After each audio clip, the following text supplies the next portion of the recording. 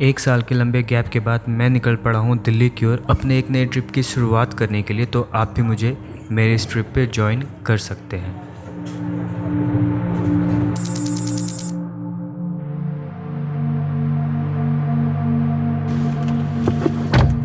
तो जी इसी के साथ ट्रिप चालू हो गया है, तो सेल्फ मारते हैं और चलते हैं हम लोग आज के इस ट्रिप पे।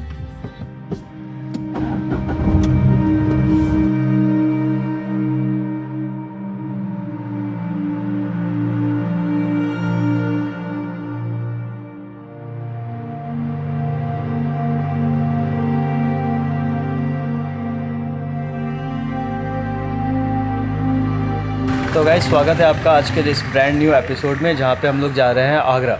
और ये ट्रिप काफ़ी लंबी होने वाली है, बट हम लोग छोटे छोटे पिट स्टॉप लेने वाले हैं। जो टोटल ओवरऑल ट्रिप है ये होगी दिल्ली से लेके झारखंड तक की, बट उसमें हम लोग 2-3 स्टॉप्स करके लेके जा रहे हैं। तो उसमें से पहला स्टॉप है आगरा, जहाँ आज हम लोग जा रहे हैं। उसके बाद फिर सेकंड स्टॉप होने वाला है लखनऊ और तीसरा होगा बनारस। बनारस एक ऐसी जगह है जो कहते हैं कि कंटेंट क्रिएटर्स के लिए, फोटोग्राफर्स के लिए जन्नत है।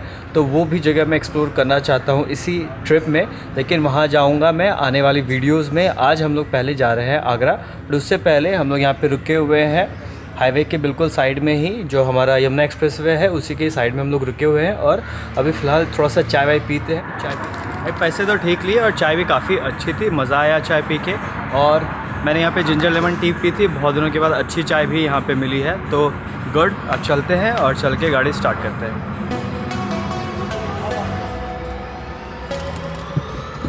तो ये टोल ले लिया है आगरा तक का, 415 रुपये का टोल है। तो अगर आप चाहें तो एक बार में 2 वे भी कटा सकते हैं, और आप एक बार में चाहें तो 1 वे भी ले सकते हैं। अब क्योंकि मैं जा रहा हूँ झारखंड, तो मैंने लिया है 1 वे।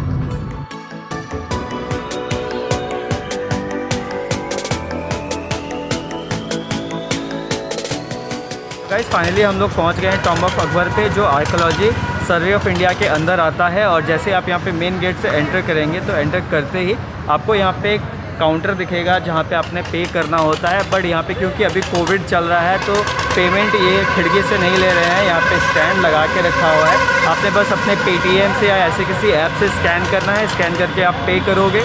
पे करने के बाद आपको आपके फ़ोन पे टिकट मिल जाएगा। मैंने भी अपना टिकट ले लिया है। तो चलिए अंदर चलते हैं और देखते हैं कि इस स्कैन जो टिकट है इसके ऊपर ही एंट्री हो जाती है, इसके अलावा हमें कुछ और भी करना होगा। तो चलिए अंदर चलते हैं, देखते हैं।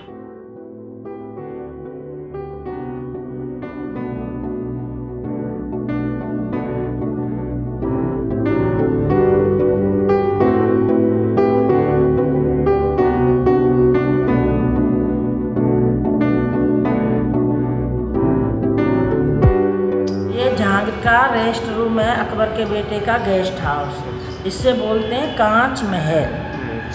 अब जो अकबर के बेटे ने बनवाया अपने रेस्ट के लिए, जिसमें देखो जी हॉल हो रहे पत्थरों में, इसमें लकड़ी का फ्रेम लग के चारों तरफ शीशे लगे थे। शीशे लग के पर्दा डर जाते। जब जहांगीर लाल किले से आता था शिकार खेलने के लिए, तो यहीं रेस्ट करता था।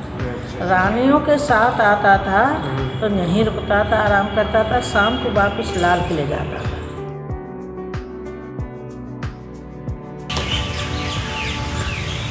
तो गाइस, यहाँ पे वही सारी चीज़ें हैं जिसके लिए मुग़ल सबसे ज़्यादा जाने जाते थे।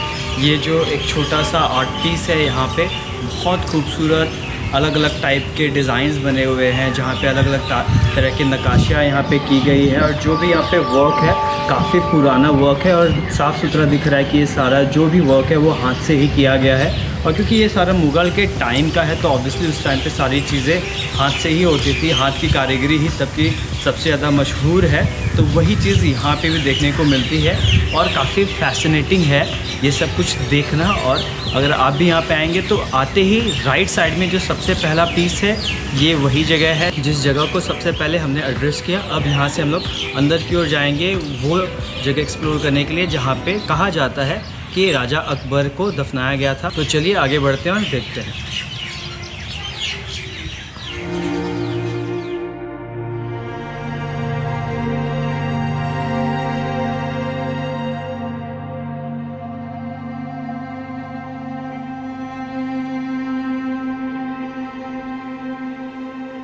तो गाइज़ ये है वो मेन जगह जहाँ पे हमारे राजा अकबर का जो कब्रगाह है वो बनाया गया था। ये कब्रगाह वैसे उन्होंने अपने जीवित रहते ही बनवाया था और जब इसका काम शुरू हुआ था तो वो था 1602 का टाइम और कुल 3 साल लगे थे इस मकबरे को बनने में। इस मकबरे में जहाँ पे भी आप सफ़ेद पत्थरों का काम देखेंगे वो सारा काम जहांगीर ने करवाया था। जहाँ पे भी आप लाल पत्थरों का काम देखेंगे वो राजा अकबर ने ही अपने रहते हुए कराया था।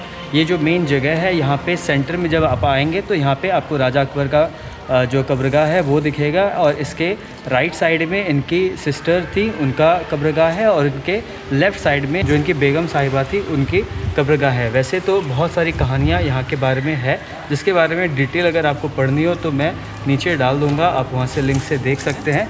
लेकिन जो मोटी मोटी चीज़ यहाँ पे समझ में आई है वो ये है कि ये काफ़ी खूबसूरत जगह राजा अकबर ने अपने और अपने पूरे परिवार के लिए बनवाई थी कि जो भी जिसकी भी मृत्यु होती है तो उन सबको यहाँ पे इसी जगह पे दफनाया जा सकता था। लेकिन इवेंचुअली बाद में फिर चीज़ें थोड़ी सी बदलती गई तो यहाँ पे राजा अकबर ही आए और बाकी के परिवार के लोग थोड़े से इधर उधर चले गए थे। तो ये उनकी ही एक ऐसी जगह कही जा सकती है कि जो राजा अकबर ही ज़्यादा डोमिनेट करते हैं।